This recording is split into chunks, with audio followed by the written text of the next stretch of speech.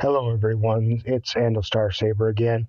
Tonight, we're going to take a look at what you know as XxxRevanxx. He's someone who came over recently, was leading the Dark Phoenix Rising Guild, and we brought him over to run a little bit of a Sith raid with us. He's not the biggest roster that we have in the guild right now. I mean, let's just say when you're looking at something like 4.8, that didn't happen in a day. He hasn't been playing very long, but I give him much respect because he's putting in a lot of effort, a lot of time to trying to make himself better and to subject him, kind of like JCX, to a little bit of external scrutiny and take a real hard look at what he's working with. That takes a lot of something special. So I give I tip my hat to you because that's something I respect quite a lot. So we're going to take a look at Revan here and see what we can do with his roster, maybe help him reach the next level. So let's go ahead and take a look. So once again, we're going to go ahead into the manage thing, take a look at the tab, find him, not Revan 1988, that's another person, but XxRevanxx here. I can totally understand why Revan's a big character. Now you can see he's a little higher in the rankings, which, you know, it is what it is. He's working towards it. He's trying to get where he needs to get. He's got a full Revan team. He's just working on the specifics of the team and trying to make it better. So we're going to go ahead and look at his roster. Now, what's impressive here is he's got one of the recent meta teams, yet he's sitting there around 1.5 galactic power. So he has clearly not been on the game very long. Has a bunch of level ones, things like that I'm sure he's working on, because I'm sure he's trying to bring himself up. And it's a time-consuming effort. I mean, Rome wasn't built in a day, neither was he. So definitely put that effort in. Take a look at all your tunes here. One thing I'd recommend here is take a lot of these level 1 tunes and bring them to level 53. You'll find credit-wise, that's not super expensive. Maybe once you start adding mats and stuff, it'll start to drain your account a little bit, which is okay. Just know your limits and budget yourself, and eventually you'll get there. I mean, I have a whole roster worth of 85, so I mean, they're not all geared out to gear 12 or anything like that, but it gives a lot of options. The more you bring up the characters, the less you'll have to do it later if suddenly they happen to be very critical for an event like Separatists, for instance.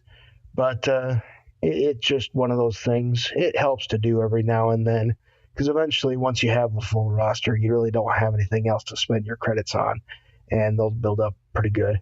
I mean, some obvious ones here. You got your Jedi Knight Revan with 2 Zetas. You got your Commander Luke with 1 Zeta. You got your Saj Ventress 2 Zetas. That's good. Try to build up some of those Zetas on Jedi Knight Revan and Commander Luke. Those aren't going to be bad characters anytime soon. So definitely work on those a little bit more. Get them there. You can see you've been building your Darth Revan and your Revan building tunes. You have 12 you're 12 canners. That's impressive. That's something I'm nowhere near there yet, and my roster is 3 times the size of yours. But Juhani, so on and so forth. Clearly you've been working towards Malik, and you've been investing your resources intelligently, trying to accomplish the goal of having a lot of these high meta tunes. And I tip my hat to your foresight in that, because you're definitely seeing what's on the horizon and trying to make sure you have the right things available when you need them. But then again, just keep working. Look at some of these low-level tunes, because you just don't know. Jedi Knight Anakin is the one that stands out off the top of my head, as well as Ahsoka Tano. They can become very good very soon. So you'll want to make sure you level them out and bring them up to level 85. Try to gear them out as best you can. Don't go crazy and start spreading gear pieces everywhere. Just take a look, and if you see something that you know doesn't you don't need a gear piece everywhere else in the world, and you see an opportunity to bring these characters up a little bit more, go ahead and do that, because these characters are going to be viable, I'd say, at least the next year, if not more. Yeah, go ahead and take a look at the lower level ones of your roster. There are certain ones that'll do you good. You definitely want to bring up Paplu, for instance. If you're not running with a C3PO in your roster, which I'm guessing you're not, um, that's one of the tunes that will absolutely help you get there. And as far as rating quality goes, C3PO will get you a lot of numbers, I promise you. Another thing is Death Trooper. Their Death Trooper is extremely important. You want to make sure that he is decked out, because he gives you a lot of your phase 3 damage in your Chex Mix teams in the Heroic Sith raid. So definitely put your time in there. Again, you have an underrated. I mentioned before, L337 is kind of underrated. Very good use of your resources if you have them available to bring L337 up, because as far as tanks go, it's actually one of your stronger tanks in certain situations. So go ahead and, at earliest opportunity, do that. Some things, if you're looking into developing ships in the future, Scarif Rebel Pathfinder, probably Bist in here somewhere. Those are some characters. Emphy's Nest. Bring up Emphy's Nest at earliest opportunity. I would just go ahead and, in your case, Revan, just go ahead and bring up a lot of these characters level 53 with minimal resources, and once you got them all up to level 53, start looking at certain ones that you think will be useful higher and bring them up here. Not only will that really skyrocket your GP, I bet you could move from a 1.5 to a 2.5 in probably a week and a half if you really wanted to. But that would also give you some options that maybe you didn't realize you had. So, I mean, you got a lot of work to do, but you're new to the game, so that's not unexpected. Good on you for putting a lot of effort into characters that will really get you a lot of bang for your buck, because Commander Luke, Jedi Knight, Asajj Ventress, Jolie Bendo, Bastila Shan, these are all examples of tunes that will take you a long ways. And keep stacking those Zetas. As far as Zetas are concerned, I cannot emphasize enough. Go ahead and build your ship teams. Your ship teams will get you a long way in this regard.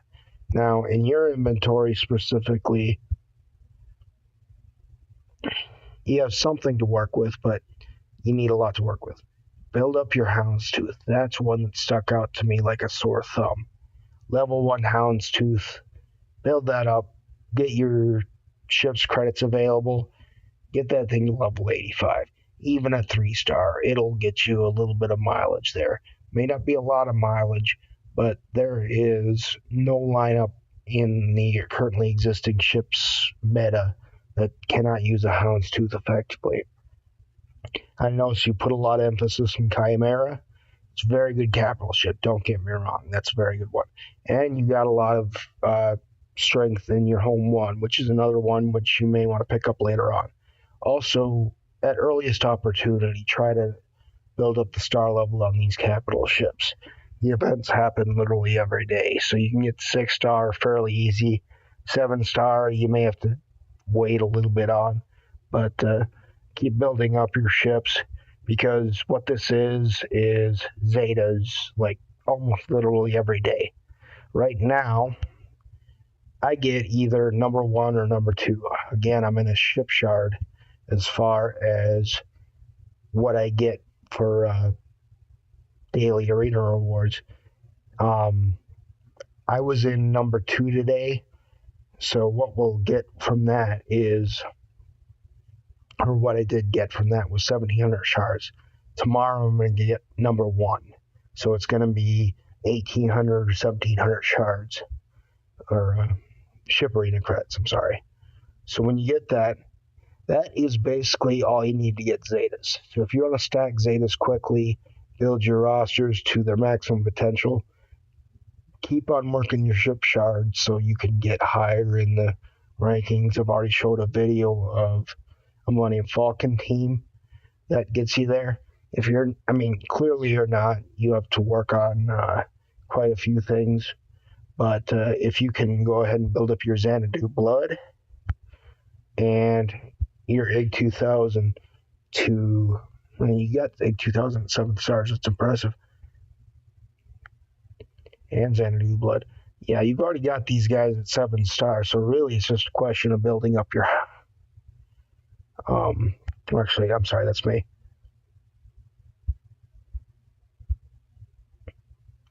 That would be the Yinglings talking. So you go back into your own roster. Take a look at those tunes. These are on, so you got 3 stars and new blood.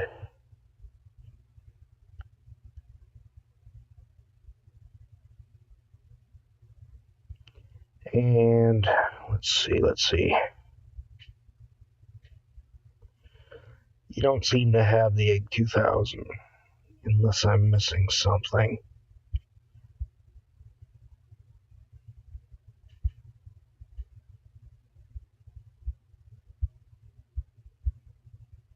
No, you got the Egg 2000 to work on.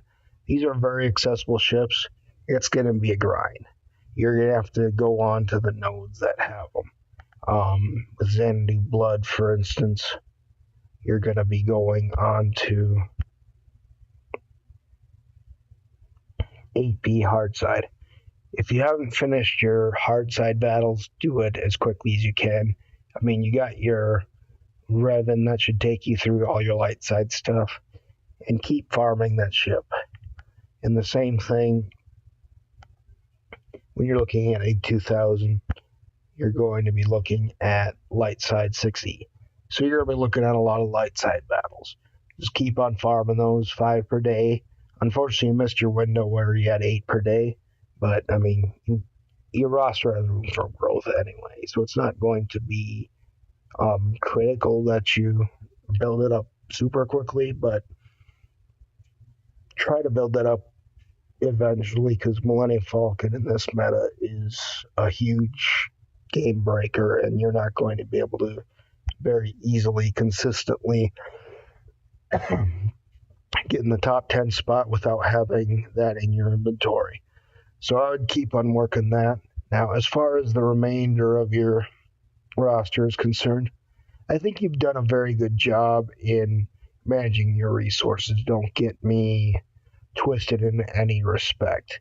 I think you've managed to accomplish quite a bit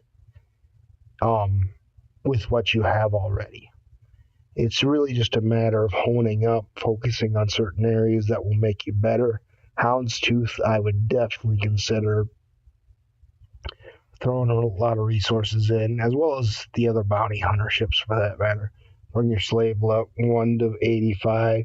Bring your Xanadu Blood and get your Egg 2000 and build to 85. Get them to 5 stars.